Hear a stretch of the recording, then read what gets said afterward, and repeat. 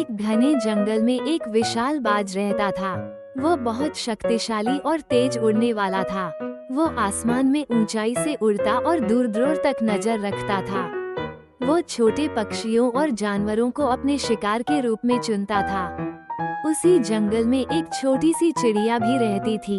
वो नन्ही और मासूम थी, लेकिन उसकी बुद्धिमानी की वजह से जंगल में उसकी अलग पहचान थी। एक दिन बार छोटे पक्षियों को अपना शिकार बना रहा है। उसने सोचा कि अगर ऐसा चलता रहा तो एक दिन उसकी भी बारी आ सकती है।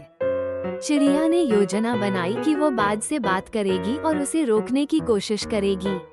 अगले दिन जब बाज आसमान में उड़ रहा था, चिड़िया ने साहस जुटाया और उसके पास जाकर कहा, हे बाज महाराज, आप इतने ताकतवर हैं, फिर भी छोटे और मासूम पक्षियों को शिकार बनाते हैं।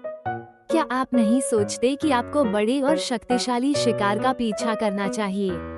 बाज ने उसकी बात सुनी और हंसते हुए कहा, तुम एक नन्ही चिड़िया हो और मुझे सीख दे रही हो। मैं आसमान का राजा हूँ।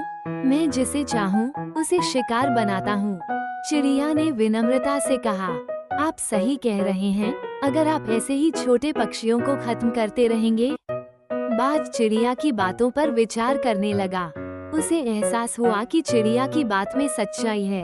उसने वादा किया कि अब वो छोटे और मासूम पक्षियों को शिकार नहीं बनाएगा और केवल बड़े जानवरों का पीछा करेगा। बाज ने अपनी आदत बदल ली और जंगल के छोटे पक्षी फिर से बिना डर के उड़ने लगे। चिड़िया की बुद्धिमानी और साहस ने जंगल के सभी पक्षियों को सुरक्षित कर दिया। कहानी से सीख, कभी भी अपनी बुद्धि को छोटा मत समझो। सही समय पर सही सलाह बड़े से बड़े को भी बदल सकती है।